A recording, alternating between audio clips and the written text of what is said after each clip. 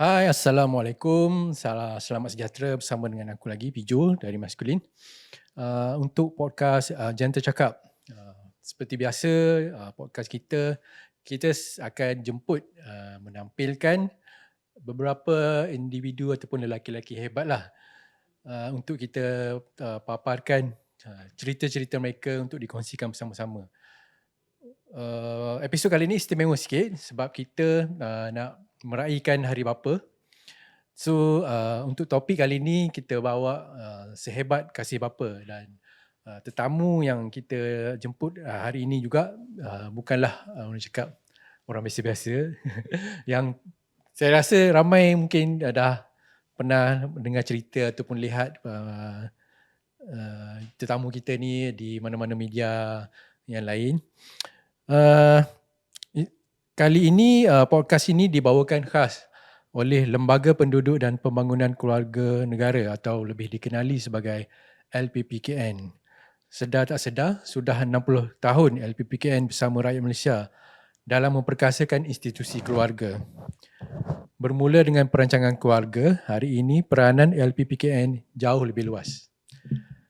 LPPKN kini diberi mandat memperkasakan institusi keluarga melalui pendidikan kekeluargaan, keibubapaan, kesihatan reproduktif, rawatan kesuburan, kajian kependudukan dan inisiatif kesahajteraan keluarga. Walaupun cabaran zaman sentiasa berubah, matlamat LPPKN tetap sama, iaitu membantu masyarakat untuk membina keluarga yang lebih kukuh, sejahtera dan dipenuhi dengan nilai kasih. Tanpa buang masa, saya perkenalkan tetamu kita pada hari ini iaitu Encik Adli Haya. Assalamualaikum. Salam. Macam mana perjalanan ke Shah Alam hari ini? Hari ini hari Jumaat kan, ramai yang work from home. So it was a smooth ride lah daripada rumah tadi. Okay. Mungkin ada yang tak tahu sebenarnya Cik Adli ni merupakan seorang bapa kepada 6 cahaya mata. Ya, saya. Dan lebih istimewa, dia mempunyai seorang cahaya mata yang orang cakap istimewa lah. Di dalam orang cakap di bawah spektrum autistik. Ya. Okey, Cik Adli, kita terus nak menjunam ke dalam. Ya, boleh. InsyaAllah. Ini kita nak throwback sikit lah. Ya. Sebab 27 tahun lalu kalau tak silap saya. 27 tahun. 27 tahun lalu. Pertama kali Cik Adli dapat tahu yang anak Cik Adli yang bernama Lokman ni ada something wrong. Bila Cik Adli dapat kena pasti tu? Saya rasa dalam setahun setengah, 2 tahun gitulah, you know. Yang paling saya notice 27 tahun lepas dia tak ada macam ni, macam sekarang ni lah, internet internet ada, knowledge dissemination tu ada, tapi saat masa dulu tak ada apa. Sebila saya nampak anak saya ni aneh, tak macam budak lain. Tak macam budak lain. A good example ini dia ni, masa dia sampai rumah, dia letakkan slipper atau kasut dia sepasang tau. Neat dah sepasang. Kalau budak lain memang dia lempar-lempar je. Cabut je. Dia cabut dia, peduli apa, dia lari masuk. Tapi anak saya ni letak sepasang slipper dia very neat. Bila dia bermain, dia cara bermain dia tu tak kucak-kacir tau. Dia akan buat satu line. Zigzag ke, circle ke, line. Very neat. So kita ni, kenapa? Berdetik hati lah. Berdetik hati kenapa? Itulah saya bila lama-lama tu, saya ni denial lah. Lepas tu tapi dah pergi jumpa doktor semua-semua tu kan, yalah. Okey. Takdir lah. Bercakap tentang denial, sebenarnya saya rasa semua lelaki pun Ataupun Ha. semua orang Ha. pun akan rasa benda yang sama. Ya, ya. Itu orang cakap lumrah manusia. Ya. Sebab saya kongsikan je lah, saya juga seorang bapa kepada anak Ya, autistik. ya. Benda tu pun berlaku kepada saya jugalah. Kita rasa macam kenapa aku kan? Ya, ya. Kenapa aku? Bagi Encik Adli sendiri kan, berapa kerap soalan ni macam kenapa benda ni berlaku Kat saya. ke saya? Allah, saya rasa kan banyak kali lah. Tak terkira bila saya tengok Luqman ni, kenapa saya tau? Kenapa saya? So bila saya tak dapat jawapan, mungkin saya cakap apalah aku buat dosa banyak-banyak ni kan. Tapi tak adalah yang sampai I don't deserve this. I don't deserve this. So bila tak boleh ini membawa pada ketidakterimaan lah, anak saya ni autism. So that causes a bit of history lah, history yang banyak. Ya Allah, saya kadang nak fikir-fikir kan, ya Allah. Tuhan, the backbone of your. Tapi itulah Tuhan bagi ni ada hikmah. Ada hikmah, betul. Ada hikmah dia. Okay, macam masyarakat sekarang kita akuilah, masyarakat sekarang, contoh generasi yang lebih muda, parent yang lebih muda sekarang, dia cukup beruntung lah sebab awareness tu sekarang lagi tinggi. Dan orang cakap maklumat tu sentiasa di hujung jari. Dan bantuan tu orang cakap nak pergi mana pun sentiasa ada. Okay, sebagai seorang ayah pada awalnya, ayah kepada Luqman ni, untuk Cik Luqman mengaku yang untuk Encik Adli mengaku yang macam okay, ini ada something wrong, dan masa tu pun tak tahu sebenarnya pasal autism kan. Itu adalah satu keberanian untuk tampil ke depan dan cari solusi tu. Boleh share sikit masa tu mana arah tujuan Encik Adli nak mencari jawapan apa yang tidak kena dengan Luqman masa tu? Sayanya masa tak boleh terima tu, nak terima tu, masa nak terima tu, apa yang berlaku pada saya tu, sebab saya ajar Luqman ni, saya ajar macam orang biasa. Saya tak nak tengok dia anak autism. Denial lah. So saya ajar dia secara biasa. It was dengan harapan dia boleh. Kesalahan besar saya. Kesalahan besar saya. Bila saya ajar budak lain, kalau saya ajar sekali, Luqman pergi ambil minum untuk saya kan lah. Dia tengok saya 3-4 kali tak faham. And bila tak faham tu, saya naik angin lah. Bila saya naik angin tu, fahamlah apa yang jadi lepas tu. Tapi Luqman ni jenis yang dia penyabar. So bila saya pukul ke, saya apa ke, dia tak buat apa-apa. Dia tak angkat tangan apa-apa. Dia tengok aja saya. Senyap je. Tengok je, tapi dia tak boleh bercakap. Tapi bila dia tengok tu, saya faham tau, macam dia bercakap lah. Tengok mata dia, kena cakap, kenapa buat saya macam ni? Itu dah 3-4 kali kena macam tu. Ini saya rasa akhir-akhirnya terasa dekat hati ni. Masa itulah saya sedar, saya dah buat silap banyak sangat saya buat silap dengan dia. Ya Allah, dia maafkan saya tu, rasanya dah bersyukur sangat. Syukur sangat-sangat dia maafkan saya tu. So saya kena, bila dah macam tu kan, saya kena cari jalan lah, macam mana nak ke depan dengan anak autism yang macam ni. So saya set up Autism Cafe Project lah untuk dia. Okay, dalam culture kita orang Melayu ataupun saya rasa general lah, lelaki ni selalu dianggap, especially bapa lah, selalu dianggap sebagai penyelesai masalah. Tapi bila berdepan dengan cabaran anak autism ni, anak autism ni bukan sesuatu yang boleh kita selesaikan. Tapi sesuatu yang boleh kita perbaiki Ya. kehidupan dia. So macam mana Encik Adli, orang cakap untuk memahami dia tu mungkin dengan cara yang macam mana untuk dia terus ke depan? Saya kan dengan Luqman ni, pertama-tamanya saya dah redha. Saya dah sampai satu tahap, Luqman ni macam ni. Ambillah, nak bawa dia ke mana-mana, ke dunia mana pun dia akan jadi macam ni juga. Dia tak akan berubah dia. Tapi lepas tu, saya ni tak boleh biarkanlah. Sebab Luqman ni anak saya. Darah daging saya. Takkan saya nak biarkan dia macam tu juga. Lepas tu saya fikir ini tanggungjawab saya. Mungkin Allah bagi Luqman ni ujian untuk saya untuk jadi orang yang lebih baik. Kita tak tahu. Di sebalik kekurangan dia tu, dia dekat sini mengajar kita. So saya ambil dah redha tu. Mustahak sekali kena redha tau.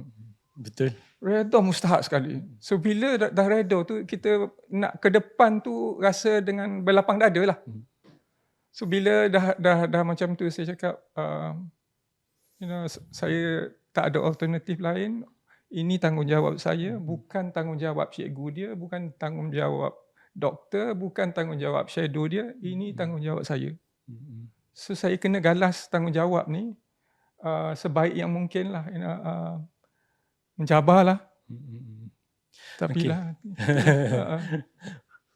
Encik Adli cakap dikenali juga sebagai pengasas kepada Autism Cafe Project. Dan kalau daripada saya tengok interview Encik Adli sebelum ni dengan rakan-rakan media lain, bermula daripada tepi jalan kan, berniaga nasi lemak. Very humble start. Tepi jalan. Boleh Encik Adli share sikit, mungkin ada kisah yang orang lain jarang di-share oleh Encik Adli, macam struggle macam mana nak buat nasi lemak, nak mengajar Luqman tu sendiri. The first, orang cakap mungkin lipatan pertama yang dia buat tu, apa perasaan Encik Adli masa tu? Saya bagi instance yang Luqman ni, dia suka benda berulang. Anything repetitive, dia suka. So bila dia suka, saya kena cari jalan lah macam mana nak buat kesukaan dia tu jadi sumber pendapatan dia. So saya ni, ya Allah, dah fikir-fikir macam mana, dah kering otak kata nak fikir macam mana. Tapi nak buat ceritanya, satu hari saya jalan, saya nampak gelang. Orang jual gelang. Terus saya cakap, ni idea yang bagus ni katanya. So saya ajar Luqman buat gelang lah. Luqman ni, karakter dia fine motor skill ni, dia tak ada. Very zero lah. Limited. Dia nak ambil barang, dia nak ambil macam ni, tak boleh. Dia kena ambil macam ni. Dia kena ambil macam ni. Kena ambil macam ni. So bila saya ajar dia ambil manik tu nak masukkan dalam ni, dia tak boleh. Allah. Struggle lah. Saya ni kadang-kadang bila ajar dia kan, yelah, apa yang susah sangat nak ambil. Kita fikir macam kita ni, dia normal, tapi dia tak. So kena yang inilah. So bila ajar banyak-banyak kali, lama jugalah nak ajar dia dah boleh ni. Dah boleh. Lepas tu bila dah boleh tu, dia tak pandai nak design. Nak design manik tu jadi gelang tu, dia tak pandai. So saya biarkanlah, biar dia buat, saya tolong. Lama-lama satu hari tu saya suruh dia buat jadi. Dekat manik tu dia susun jadi pattern. Ya Allah, saya ni nak cerita orang pun tak tahulah macam mana. Rasa seronok sangat. Alhamdulillah Tuhan dah buka jalan, dia dah boleh buat. Allah Akbar. Lepas tu satu lagi cerita ni. Nak cerita sikit lah. Nasi lemak. Dia komponen nasi lemak tu kan. Nasi lemak dia ada sambal, dia ada telur, dia ada sambal, what not lah. Saya dulu underestimate, dia tak pandai. So saya bila orang nak order, saya yang buat. Lepas tu satu hari tu saya buat sale dekat Thomson Hospital, tak silap saya, di Kota Damansara. Saya cakap, Luqman tolong buat. So saya pusing ke lain.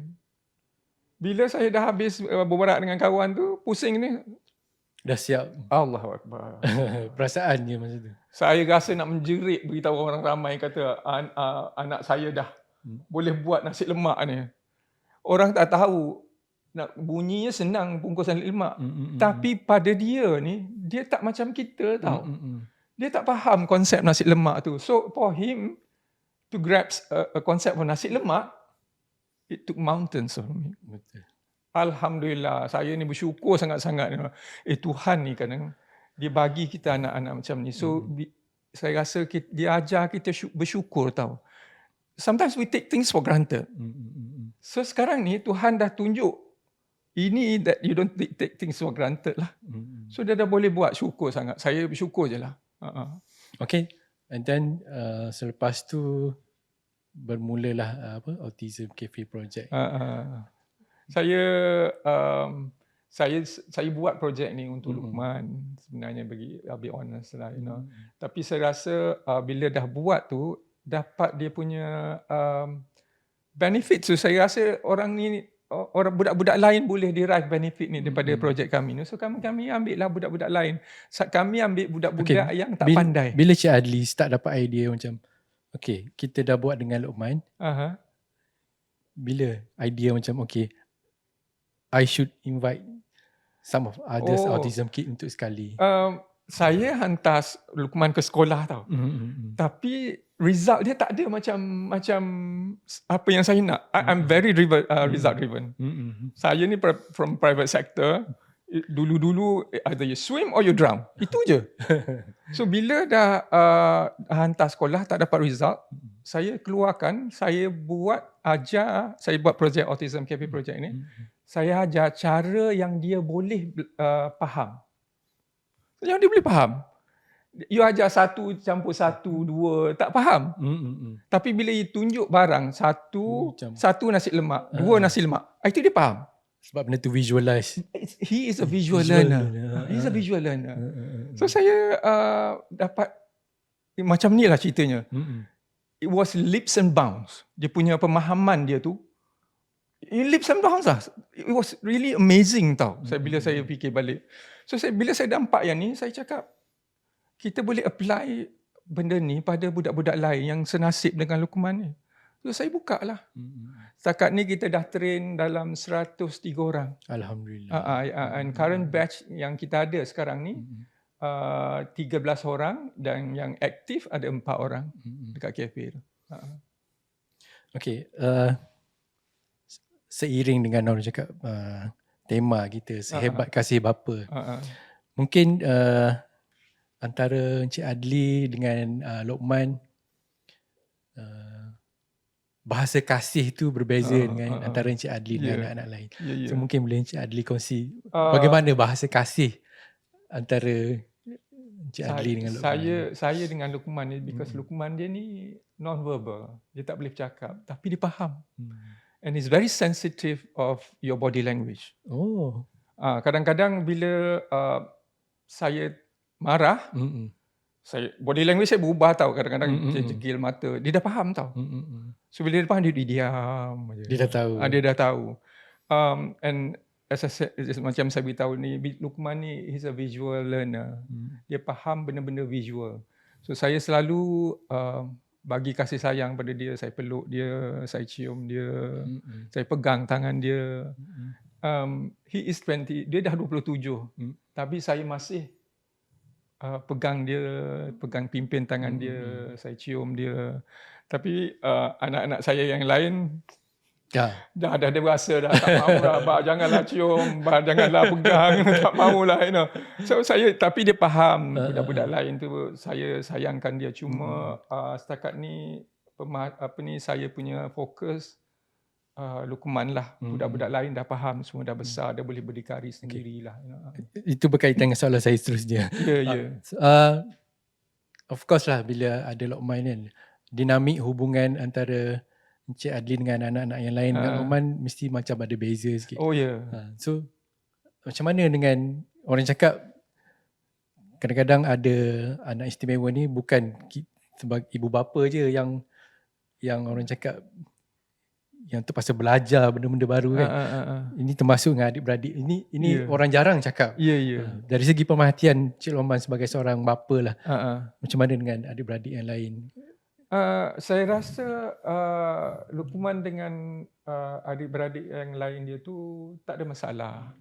Dia orang dah terima. Saya rasa bersyukur sebab Luqman ni lahir awal. Sebab bila dia lahir awal, yang lain tu bila dah lahir, Luqman dah ada. So dia dah tak ada peliknya.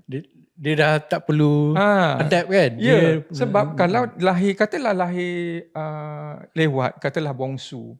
Bila lahir bongsu, yang lain dah besar-besar, ada masalah tau. Masalah penerimaan. Kami banyak terima kes yang macam masalah penerimaan yang dah dewasa ni.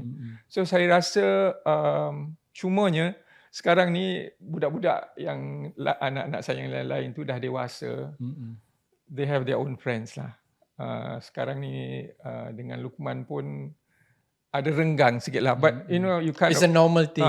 So dia dah dewasa, dah nak kawan dengan kawan-kawan dia. Luqman, sebab kalau dia berkawan dengan Luqman ni, you tak boleh fokus benda lain lah. You fokus kat Luqman lah. Itu je lah.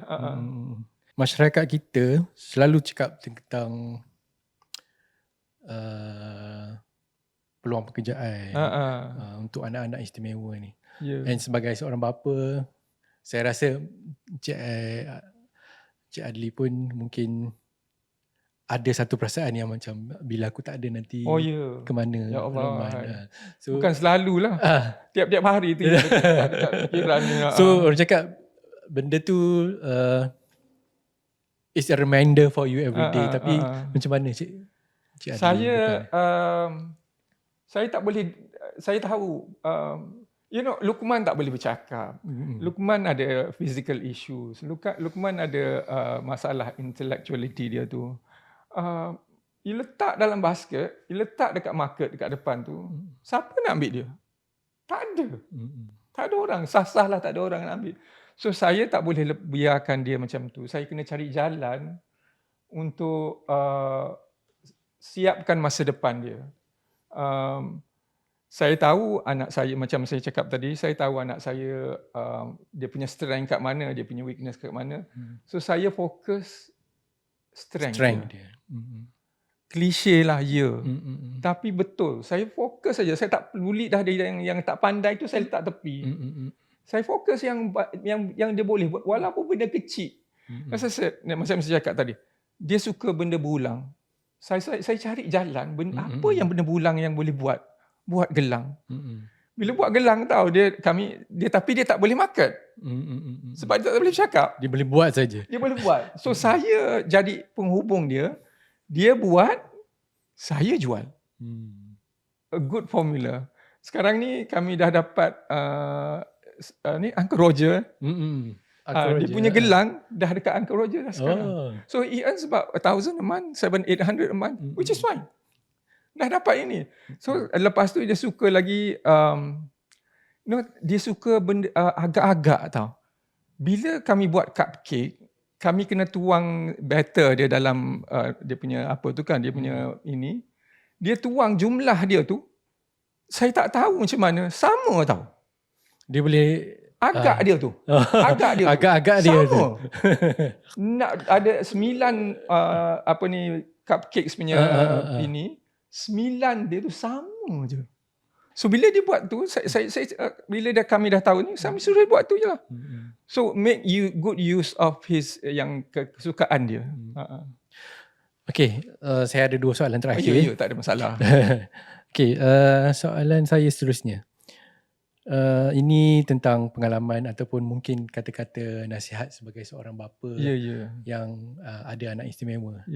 Kepada bapa-bapa muda yang di luar sana yang mungkin kadang-kadang rasa frustrated, yang rasa kecewa, yang rasa down, yang yalah benda-benda frustrated, down ni semua dia akan jadi marah lah sekali. Benda tu akan accumulate kan. Okay. Apa nasihat yang mungkin ataupun sharing yang boleh Cik Adli bagi kepada mereka? Saya pun dah lalu benda tu. Saya dah lalu rasa frustnya. Saya faham sangat lah, cumanya saya ni dah di liku akhir perjalanan hidup saya. Saya dah 60. Tuhan ambil saya besok lusa, saya tak tahu. You know. So saya pandang daripada sini, setiap pemberian Tuhan tu, walau seburuk mana pun ada hikmah dia. A good example Luqman kan, saya tengok Luqman tu, ya Allah, benci, cakap betul lah ni. Bencinya frasnya saya. Saya tak nampak apa faedah Tuhan bagi saya Luqman macam ni, you know. Tapi di hujung umur ni, saya dah nampak kenapa Tuhan bagi dia tu. Kalau dia tak ada, saya tak jadi macam ni. Kalau dia tak ada, saya tak buat projek macam ni. Kalau dia tak ada, saya still dengan corporate world dekat dulu-dulu tu. You know. So Tuhan bagi ni ada sebab dia. So saya bersyukur sangat Tuhan bagi ni. So dia ni macam penyelamat saya lah daripada dunia yang penuh ragam kat luar tu kan. You know. Lepas tu satu lagi, jangan don't give up hope lah. Sebab kena tawakal and redha dekat di penghujung jalan tu ada cahaya. There's a hope in the end of the tunnel. So itu je lah. Okay, berbeza dengan ibu, mungkin kaum wanita ni dia mau tu kata-kata setengah lelaki kan, nak menunjukkan kasih sayang ni macam yelah lelaki, kadang ada cara sendiri kan.